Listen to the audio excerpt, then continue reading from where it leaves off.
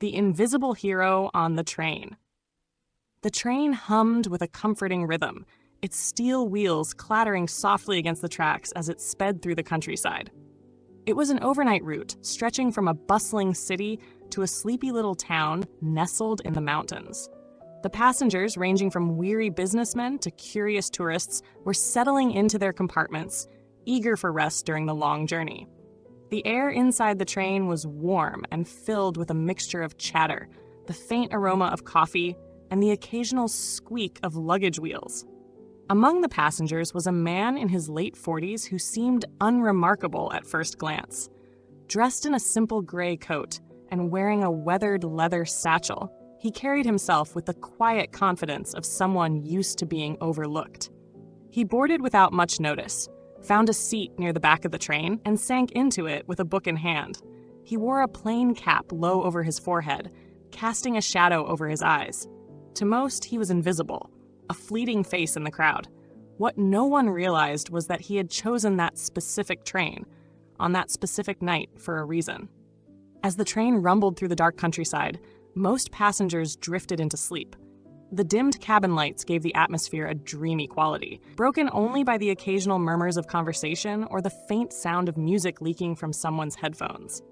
The man, however, remained alert. His eyes scanned the cabin periodically, his fingers toying with the edge of his satchel as if reassuring himself of its contents. Near midnight, when the train was at its most still and quiet, the atmosphere subtly shifted. A group of 3 men, scattered across different parts of the train, began to move almost imperceptibly. They wore inconspicuous clothes, blending in with the other passengers, but their movements were synchronized. One stationed himself near the conductor's booth, pretending to inspect a map on the wall. Another moved to the train car with the highest concentration of passengers, lingering near the emergency brake. The third man disappeared into the dining car, where a small cash register sat unguarded. The man in the gray coat noticed everything. He had been watching since the train departed, noting the subtle exchanges of glances and the coded hand signals between the 3 men. His instincts, owned over years of work he seldom spoke about, told him this wasn't just coincidence. Then it happened. The man near the conductor's booth acted first, locking the door behind him with a swift, practiced motion. Seconds later, the lights in the dining car flickered ominously before plunging the train into semi-darkness. Passengers stirred uneasily, but most assumed it was a minor technical issue. That was when the third man, now holding a small knife, entered the main passenger car. His voice was calm but commanding as he announced his intentions. "This is a robbery. Stay seated, stay quiet, and no one gets hurt." The passengers froze. Fear rippled through the cabin like an electric current. The second man, positioned near the emergency brake, reinforced the threat by pulling out a small pistol. Murmurs turned into panicked whispers, but no one dared move. The man in the gray coat remained still, his expression unreadable. Beneath his calm exterior, his mind raced. He could see the tension in the robbers' stances, the glint of desperation in their eyes. This wasn't a random act, it was planned, but it lacked the polish of professionals. That made them dangerous. Desperate people made reckless decisions. He waited, assessing. The first man emerged from the conductor's booth, holding the train staff at gunpoint. They began collecting valuables from passengers, working systematically from one end of the car to the other. People handed over wallets, watches, phones, anything of value. When one of the robbers reached the man in the gray coat, he handed over his wallet without protest. The robber barely glanced at him before moving on, dismissing him as just another faceless victim. But he wasn't. As the robbers continued their sweep, the man in the gray coat slipped a small device from his satchel, a compact communication unit disguised as an old pager. With a flick of his thumb, he activated it, sending a silent alert to a network of responders. He had been tracking this group for weeks, anticipating their next move. What he hadn't expected was that it would happen on a moving train, in the dead of night.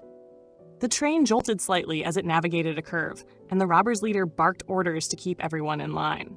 The passengers sat frozen, their eyes wide with fear.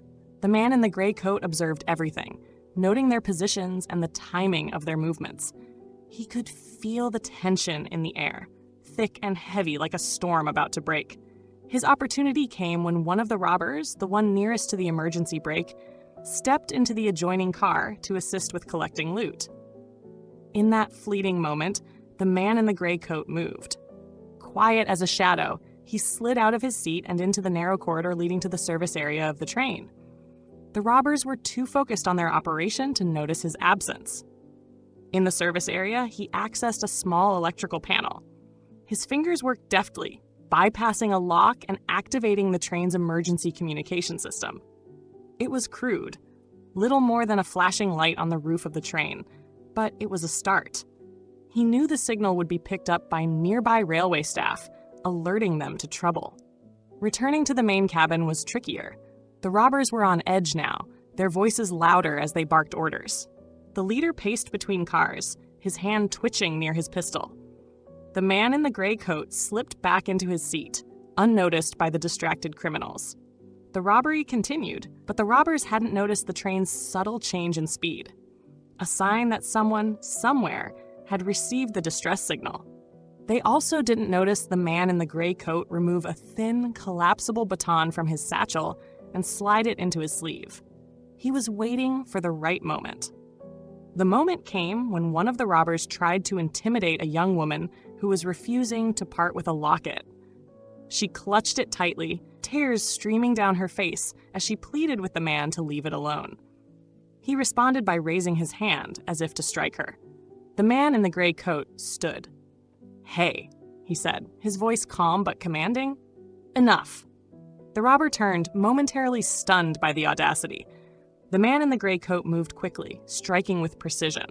The baton snapped out, catching the robber across the wrist and forcing him to drop his weapon. A second strike landed on his knee, sending him sprawling to the floor. The cabin erupted into chaos. The second robber, startled by the commotion, aimed his pistol at the gray-coated man. But the passengers, emboldened by the sudden turn of events, surged forward. Luggage flew, hands grabbed, and within moments, the gun was wrestled away. The leader, realizing the operation was falling apart, retreated toward the conductor's booth. But the man in the gray coat was already moving. He caught up with the leader in the narrow corridor, blocking his escape.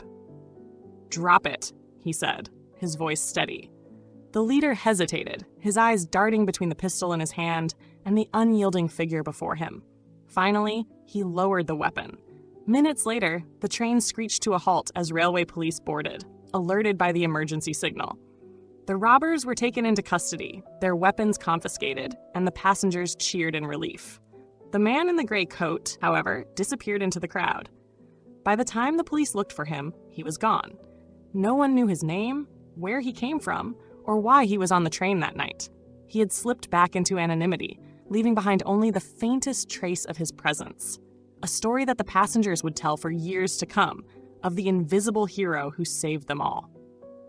And so, the man in the gray coat became a legend, a fleeting shadow, a protector in the night, and proof that sometimes the most extraordinary heroes are the ones who choose to remain unseen.